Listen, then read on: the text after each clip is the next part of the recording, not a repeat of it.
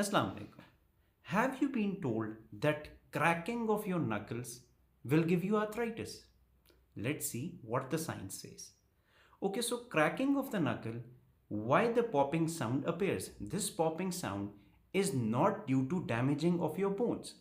It is because the gas bubbles in your joint fluid they compress and pop due to the stretching of the joints. Many studies have reviewed it and they have found no association of cracking of joints with the development of arthritis.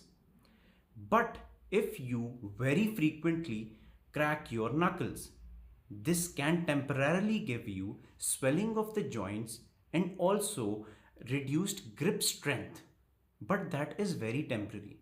So, if you have persistent swelling of your joints, any pain in the joints which is persistent, any redness of the joints, or stiffness of the joints, do consult your orthopedic specialist. Thank you.